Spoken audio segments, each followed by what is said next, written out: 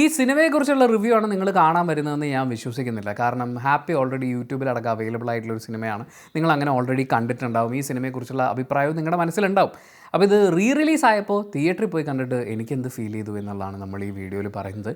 സങ്കടമാണ് എന്നാണ് പറയാനുള്ളത്. കാരണം തിയേറ്ററിലേക്ക് ചെന്നപ്പോൾ ഞാൻ വിചാരിക്കുന്നത് ഒരുപാട് ആളുകളൊക്കെ വന്നിട്ട് ഭയങ്കര ഡാൻസും പരിപാടിയായിട്ട് ഓളത്തിൽ നമ്മൾ മറ്റേ ഗില്ലിയൊക്കെ കാണുന്ന പോലത്തെ ഒരു എക്സ്പീരിയൻസ് എന്നാണ്.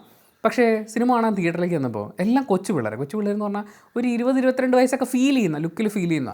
അപ്പോൾ ഇൻ്റർവെല്ലായപ്പോൾ പുറത്തിറങ്ങി ഞാനൊരു കോഫി വാങ്ങിക്കാൻ നിൽക്കുന്ന സമയത്ത് ആദിൽ എന്നെ വന്ന് പരിചയപ്പെട്ടു. ആദിലിൻ്റെ അടുത്ത് ഞാൻ എടുത്ത ബൈക്ക് ചോദിച്ചത് അതിൽ എത്ര വയസ്സുണ്ട് എന്നാണ്. അപ്പോൾ അവൻ ആദ്യം എന്തെങ്കിലും ചോദിക്കണേ. അപ്പോൾ അവൻ പറഞ്ഞു 21 വയസ്സ്. ഞാൻ ചോദിച്ചു അപ്പം താൻ ജനിക്കുന്ന വർഷം ഇത് റിലീസാവുന്നേ ഉള്ളൂ അല്ലേ എന്ന് ചോദിച്ചപ്പോൾ ഇല്ല, ഞാൻ ജനിച്ച് 1 വർഷം കഴിഞ്ഞിട്ടാണ് റിലീസാവുന്നത്. നമ്മുടെ കുട്ടിക്കാലത്ത് കണ്ടൊരു സിനിമ എന്നുള്ള രീതിയിലാണല്ലോ നമുക്കിത് കണക്റ്റ് ആവുന്നത്. അപ്പോൾ ഞാൻ ചോദിച്ചു ഈ സിനിമയൊക്കെ നിങ്ങൾക്ക് കണക്റ്റ് ആവുമെന്ന് ചോദിച്ചപ്പോൾ ചേട്ടാ ഞാൻ പഴയ പടങ്ങളൊക്കെ കാണാറുണ്ടെന്ന്.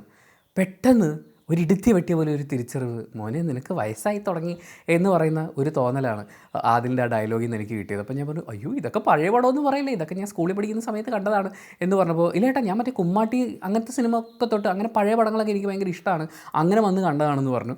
എന്തായാലും എനിക്ക് പ്രായമായി എന്ന് ഓർമ്മിപ്പിക്കാൻ വേണ്ടിയിട്ട് ഒരു കാര്യമില്ലാതെ റിലീസ് ചെയ്ത സിനിമയായിപ്പോയി ഹാപ്പി എന്നാണ് ഫീൽ ചെയ്തത്. 1.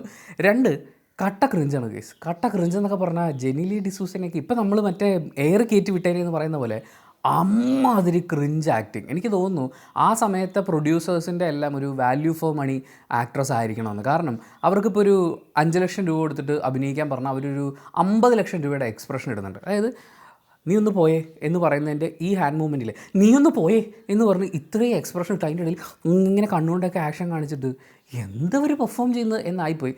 പക്ഷേ ഓർക്കുട്ടിൽ നിന്ന് ഫേസ്ബുക്കിലേക്കുള്ള ഒരു ട്രാൻസിഷൻ ഉണ്ടല്ലോ, ആ സ്റ്റേജിൽ ഏറ്റവും കൂടുതൽ പെൺകുട്ടികളുടെ DP ആയിരിക്കാൻ സാധ്യതയുണ്ടായിരുന്ന ഒരു ഫേസാണ് നമ്മുടെ ജെനീലിയയുടേത്.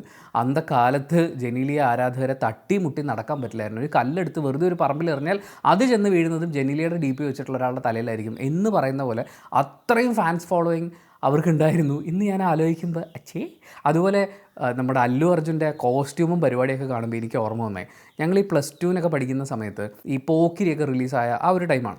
അപ്പോൾ ആ സമയത്ത് വിജയ് കെട്ടുന്നത് പോലത്തെ മറ്റേ ഹാൻഡ് കർച്ചീഫ് എടുത്ത് ഇങ്ങനെ ചുറ്റി കറക്കി ഒരു കെട്ടിട്ടിട്ട് അതിൻ്റെ കൂടെ ഒരു 10-25 കയ്യിലിടാൻ പറ്റുന്ന സാധനങ്ങൾ, പിന്നെ മാല ചുരുട്ടി കയ്യിലിട്ടത് ഒരു മാല, പിന്നെ മറ്റൊരു ഹാൻഡ് കർച്ചീഫ് വെച്ചിട്ട് തലയിൽ കെട്ട്, പിന്നെ ഒരു ഓവർകോട്ടും കൂടി, അത് ഷർട്ട് ടീഷർട്ടിൻ്റെ പുറത്ത് എടുത്തിട്ടിട്ട് കാലത്ത് ഞാൻ കാണിച്ചു നടന്നിട്ടുള്ള കുറേ സാധനങ്ങളുണ്ടല്ലോ, അതൊക്കെ എനിക്ക് ഓർമ്മ വന്നു.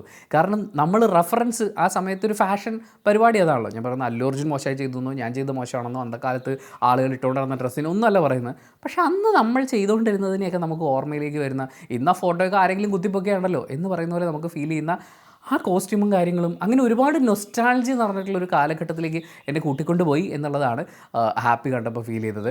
അതിൽ ഈ പറഞ്ഞ പെർഫോമൻസുകൾ എല്ലാവരും ക്രിഞ്ചായിട്ടാണ് തോന്നുന്നത്. അതായത് ഇപ്പോൾ ആ പടം ഇറങ്ങിയിട്ട് 21 വർഷമാകുന്നു. അതിന് ശേഷം നമ്മൾ ഈ പടം കാണുമ്പോൾ ആക്ച്വലി കട്ട ക്രിഞ്ചാണ് ഡയലോഗുകൾ. അതിൽ ഏറ്റവും ലാസ്റ്റ് നമ്മുടെ അല്ലു അർജുൻ മധു എൻ്റെ മധു എന്നൊക്കെ പറയുന്ന സാധനം ആ കാലത്ത് നമ്മൾ എന്താ അല്ലേ എന്ന് പറഞ്ഞിരുന്ന് കണ്ടിട്ട് ഇപ്പോൾ കാണുമ്പോഴേ ചിരി അടക്കാൻ പറ്റുന്നില്ല എന്ന് പറയുന്ന പോലെ. ഇതിൽ ഞാൻ ചെയ്തൊരു ദ്രോഹം എന്താണെന്ന് വെച്ചാൽ രാവിലെ 9 മണിക്കാണ് ഷോ. അപ്പോൾ ഇന്നലെ ഞാൻ ഓൾറെഡി 3 സിനിമ കണ്ടു. അത് കഴിഞ്ഞ് ഒന്ന് ലേറ്റായി. അപ്പം ഈ സിനിമയ്ക്ക് രാവിലെ നോക്കിയപ്പോൾ അത്യാവശ്യം ബുക്കിംഗ് ഉണ്ട്, ആൾക്കാരുണ്ട്. അപ്പം തിയേറ്ററിലൊരു ഓളം ഉണ്ടാവും, ഡാൻസ് ഉണ്ടാവും, അതൊക്കെ ഉണ്ടായിരുന്നു കേട്ടോ. പിള്ളേരൊക്കെ നല്ലോണം എൻജോയ് ചെയ്ത് ഇറങ്ങി ഡാൻസ് കളിക്കുന്നുണ്ടായിരുന്നു. അപ്പം അങ്ങനെ ഒരു പടത്തിന് പോകല്ലേ എന്ന് വിചാരിച്ച് രാവിലെ 9 മണിക്കത്തെ ഷോയ്ക്ക് ഞാൻ ശ്രുതിയെ വിളിച്ചിടിപ്പിച്ചവളെ കൊണ്ടുപോയത്.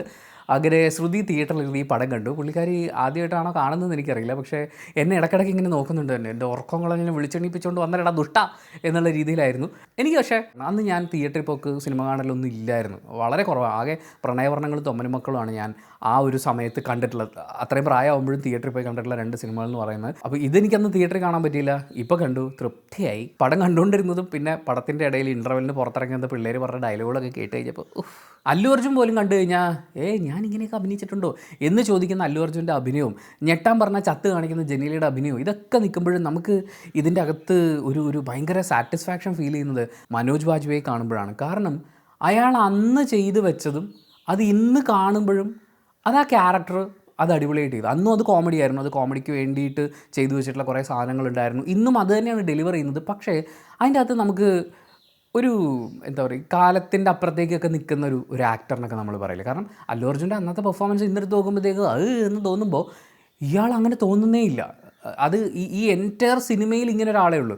ബാക്കി എല്ലാവരിലും നമുക്കത് കാണാൻ പറ്റും. ഇപ്പോൾ ജെനിലിയുടെ അച്ഛൻ്റെ ക്യാരക്ടർ അന്ന് കാണുമ്പോൾ ഭീകര വില്ലനൊക്കെ ആയിരുന്നു. പക്ഷേ ഇപ്പോൾ ആക്ഷൻ പറയുമ്പോൾ ഇങ്ങനെ കുലുങ്ങി നടക്കാൻ റെഡി ആയിട്ട് നിൽക്കുന്ന, ഏയ് എന്നൊക്കെ പറയാൻ വേണ്ടിയിട്ട് നിൽക്കുന്ന അങ്ങനത്തെ ആ സാധനം നമുക്ക് ഫീൽ ചെയ്യുന്നുണ്ട്. അതുപോലെ ഓരോ കട്ട്സ് നമ്മൾ എടുത്ത് നോക്കുകയാണെങ്കിൽ ബുഷ്ക് ബുഷ്ക് ബുഷ്ക് എന്നൊക്കെ പറഞ്ഞ് എടുത്തിടുന്നതൊക്കെ കാണുമ്പോൾ നമുക്കറിയാം ഇതിങ്ങനെയാണ് ചെയ്തിട്ടുണ്ടാവുക. നമ്മളും ടെക്നിക്കലി കുറേ സിനിമകളൊക്കെ കണ്ടിട്ട് പ്രേക്ഷകർ ഒരുപാട് മാറി. ഞാൻ മാറിയെന്നല്ല കേട്ടോ, പ്രേക്ഷകർ മൊത്തത്തിൽ ഒരുപാട് മാറിയിട്ടുണ്ട്. അപ്പോൾ നമുക്കിതിലെ കാര്യകാരണങ്ങളൊക്കെ മനസ്സിലാവുന്നുണ്ട്. പിന്നെ ഒരു പെൺകുട്ടിക്ക് വേണ്ടിയിട്ട്, അതും ജീവിതത്തിൽ ഒപ്പം ഉണ്ടാവോ ഇല്ലയോ എന്നൊന്നും ഉറപ്പില്ലാത്തൊരു പെൺകുട്ടിക്ക് വേണ്ടിയിട്ട് ജീവൻ പണയം വെച്ചു അവളെ എനിക്ക് സഹായിക്കണം, അവളുടെ സന്തോഷമാണ് എനിക്ക് വലുതെന്നൊക്കെ പറയുന്ന അതിനെ ത്യാഗം എന്ന് പറഞ്ഞ് കണ്ടിരുന്ന അടുത്തുനിന്ന് അവനവൻ്റെ ജീവിതം ജീവിക്കാൻ നോക്കുക എന്ന് പറയുന്നൊരു അവസ്ഥയിലേക്ക് നമ്മൾ മാറിയിട്ടുള്ളത് കൊണ്ടായിരിക്കും ഒരുപാട് കാര്യങ്ങൾ ഈ സിനിമയിൽ കാണുന്ന സമയത്ത് നമുക്ക് അങ്ങനെയൊക്കെ തോന്നിയിട്ടുണ്ട്. പിന്നെ പാട്ടുകൾ എൻജോയബിൾ ആയിരുന്നു, അത് പറഞ്ഞേ പറ്റുള്ളൂ. അന്നത്തെ എൻ്റെ കയ്യിലുണ്ടായിരുന്ന ഫോൺ എന്ന് പറഞ്ഞാൽ സാംസങ്ങിൻ്റെ SGH-E250 എന്ന് പറയുന്നൊരു ഫോണുണ്ട്. 1100 എന്ന് ഞാൻ പിന്നീട് മാറുന്നത് ഈ ഫോണിലേക്കാണ്. ഒരു സ്ലൈഡ് ഫോണാണ്. 2 മാസം എൻ്റെ കയ്യിലിരുന്നു. പുതിയ ഫോൺ, അത് എൻ്റെ പിറന്നാൾ ദിവസം പോക്കറ്റിലിട്ട് ബസ്സിൽ കയറി, ബസ്സിൽ നിർത്തും പോക്കറ്റ് അടിച്ച് കൊണ്ടുപോയി. ഇതൊക്കെ ഇപ്പോൾ ഓർമ്മ വരുന്നു. ആ ഫോണിൽ സൗണ്ട് ഇല്ല, ഫോണിന് പുറത്തേക്ക് വരുന്നതൊക്കെ കിളി കരയുന്ന പോലെ എലി കരയുന്ന പോലെയൊക്കെ ഉണ്ടാവുള്ളൂ. പക്ഷേ ഹെഡ്ഫോണിൽ നല്ല സൗണ്ടാണ്. ആ സമയത്ത് ആവർത്തിച്ച് കേട്ടിട്ടുള്ള പാട്ടുകളിൽ പെടുന്ന പാട്ടുകൾ നമുക്ക് ഇന്ന് സ്ക്രീനിൽ തിയേറ്ററിൽ കാണാനും കേൾക്കാനും പറ്റി എന്നുള്ളത് എൻ്റെ ഒരു നൊസ്റ്റാൾജി അങ്ങനെയാണ്. പിന്നെ പിള്ളേരെല്ലാം ഇറങ്ങി ഡാൻസ് കളിക്കുന്നത് നമ്മൾ യങ് ആയിട്ടുള്ള ആളുകൾക്ക് കൊടുക്കേണ്ട ഒരു സാധനം അതാണ്.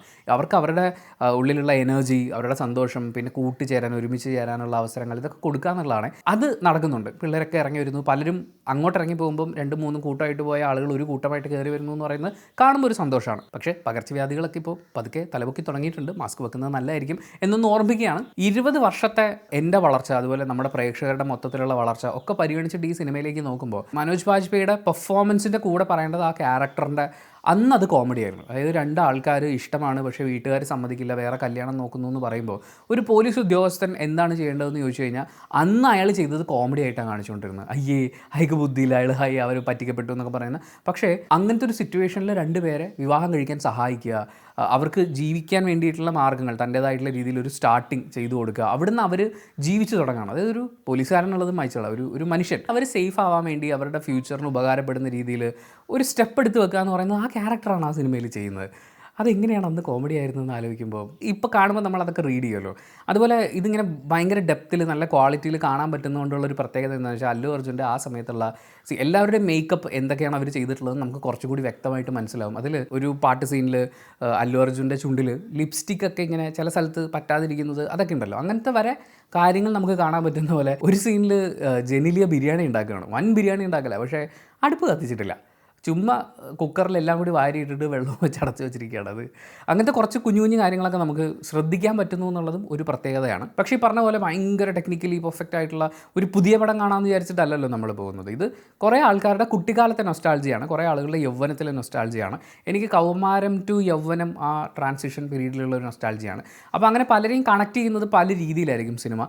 അതേപോലെ തന്നെ തിയേറ്ററിൽ വരിക, ഈ ഓൾറെഡി ഹിറ്റായിട്ടുള്ള ആ സമയത്ത് ബ്ലോക്ക് ബസ്റ്റർ പാട്ടുകളൊക്കെ ഇപ്പോൾ തിയേറ്ററിൽ കേട്ട് ഒന്ന് ഡാൻസ് കളിക്കുക, അങ്ങനെ ഒന്ന് ചാർജായിട്ട് തിരിച്ചു പോവുക എന്നൊക്കെ ഒരു ഉദ്ദേശത്തിൽ നമ്മൾ നോക്കുമ്പോൾ അതിന് പറ്റിയ പടമാണ്. അത് ഓൾറെഡി പടം നമ്മളെല്ലാവരും കണ്ടിട്ടുണ്ടാവും, പാട്ടുകളും കേട്ടിട്ടുണ്ട്. ഇതെനിക്ക് ഓക്കെ ആണോ എന്ന് തീരുമാനം എടുക്കാൻ വളരെ എളുപ്പമാണ്, തിയേറ്ററിൽ പോയി കാണണമെന്നുള്ളത്. പക്ഷേ ഞാൻ പറയുകയാണെങ്കിൽ ഈ ഗില്ലിയൊക്കെ കണ്ട സമയത്ത് നമുക്ക് കിട്ടിയിട്ടുള്ളൊരു സാധനം ഉണ്ടല്ലോ, അതുപോലത്തെ ഒരു കംപ്ലീറ്റ് ബോംബ്ലാസ്റ്റിക് പരിപാടി. അതായത് തുടക്കം മുതൽ അവസാനം വരെ ആ ഒരു ഫീലൊന്നുമില്ല, പക്ഷെ ഒരു രസമാണ്, ഓളമാണ്. And special mention to Jis Joy. കാരണം ഈ സിനിമകളൊക്കെ കണ്ടിരുന്ന ആ കാലത്ത് മുഴുവൻ വിചാരിച്ചിരുന്ന അല്ലു അർജുൻ്റെ സൗണ്ട് ഏതാണ്ട് ഇങ്ങനെയായിരിക്കും എന്നുള്ളതാണ്. ആദ്യമായിട്ട് ഏഷ്യാനെറ്റിനോ മറ്റൊരു പരിപാടിക്ക് അല്ലു അർജുൻ വന്ന് സ്റ്റേജിൽ മൈക്കെടുത്ത് സംസാരിച്ച് കഴിഞ്ഞപ്പോഴാണ് ഞെട്ടിപ്പോയത്. ആ സംസാരിക്കുന്ന അല്ലു അർജുന് വേറെ ആരോ ഡബ് ചെയ്യുന്നതാണെന്ന് പറഞ്ഞാൽ പോലും നമ്മൾ വിശ്വസിക്കും. അത്രയും അല്ലു അർജുനുമായിട്ട് മേജായി നിൽക്കുന്ന രീതിയിൽ എന്ത് രസമായിട്ട്. ഇപ്പോഴും നമ്മൾ വലിയ സ്ക്രീനിൽ കാണുമ്പോൾ ഉള്ള ഇവരുടെ ലിപ്പ് മൂവ്മെൻറ്റ്സ് ഒക്കെ ഉണ്ടല്ലോ, അവിടെ പോലും നമുക്ക് ഈ പെർഫെക്ഷൻ കാണാൻ പറ്റും. ഒരു പക്ഷേ അന്ന കാലത്ത് ഇപ്പോൾ പല ഡബ്ബിങ് സിനിമകളും നമുക്ക് കാണുമ്പോൾ തന്നെ മനസ്സിലാവുന്ന രീതിയിൽ ലിപ്പൊക്കെ സെറ്റാവാതൊക്കെ ഉണ്ട്. പക്ഷേ ഇത് അത്രയും വൃത്തിക്ക് അവർ ആ സമയത്ത് ചെയ്തിട്ടുണ്ടായിരുന്നു. അതിൻ്റെ ഒരു ക്വാളിറ്റി, അതുകൊണ്ട് തന്നെയാണ് അല്ലു അർജുൻ്റെ ശബ്ദം എന്ന് പറഞ്ഞാൽ നമുക്ക് ഇപ്പോഴും ജിസ് ജോയിനെ മാത്രം ഇമാജിൻ ചെയ്യാൻ പറ്റുന്നത്. അതിപ്പം അല്ലു അർജുൻ്റെ മാത്രമല്ല എല്ലാവരുടെയും ഡബ്ബിങ്ങിൽ ആ ഒരു രസമുണ്ട്. പിന്നെ ആ സമയത്ത് ഇവർ ഈ ഡയലോഗ്സ് ഒക്കെ പറയുമ്പോൾ അന്ന് റെക്കോർഡ് ചെയ്ത് വെച്ചിരുന്ന ചില കൗണ്ടർ സാധനങ്ങളൊക്കെ ഉണ്ടല്ലോ, അത് ഇപ്പോൾ കേൾക്കുമ്പോൾ നമുക്കത് കുറച്ചും കൂടി മനസ്സിലാവുന്നുണ്ട്. അന്ന് അതിൻ്റെ ഒരു ടോൺ ഞാൻ പറയില്ലേ, അത് നമ്മളൊരു കൗമാരം ടു യൗവനം ട്രാൻസിഷൻ സ്റ്റേജാണ്. ഈ സമയത്ത് നോക്കുമ്പോൾ നമുക്ക് അതിനകത്ത് വേറെയും കുറേ കാര്യങ്ങൾ കാണാൻ പറ്റുന്നുണ്ട്. അങ്ങനെ മൊത്തത്തിൽ ഒരു ഗുഡ് പരിപാടി, പക്ഷേ ക്രിഞ്ചാണ്. സിനിമയും പെർഫോമൻസും മൊത്തത്തിൽ കഥയും എല്ലാം എന്തായി കാണിക്കുന്നത് എന്നൊക്കെ തോന്നുന്ന പോലത്തെ പരിപാടിയാണ്. പക്ഷേ നിങ്ങൾക്കൊരു തീരുമാനം എടുക്കാൻ വളരെ എളുപ്പമാണല്ലോ. എൻ്റെ വീഡിയോ കാണണമെന്നൊന്നുമില്ല, ഞാൻ എൻ്റെ നൊസ്റ്റാൾജി എക്സ്പീരിയൻസും കൂടി പറഞ്ഞേ ഉള്ളൂ. അപ്പോൾ thank you so much for watching this video. Video ഇഷ്ടപ്പെട്ടാൽ ലൈക്ക് ചെയ്യുക, കമൻറ്റ് ചെയ്യുക, ഷെയർ ചെയ്യുക, സബ്സ്ക്രൈബ് ചെയ്യുന്ന കാര്യം, ഹൈപ്പ് ചെയ്യുന്ന കാര്യമൊക്കെ പരിഗണിക്കുക.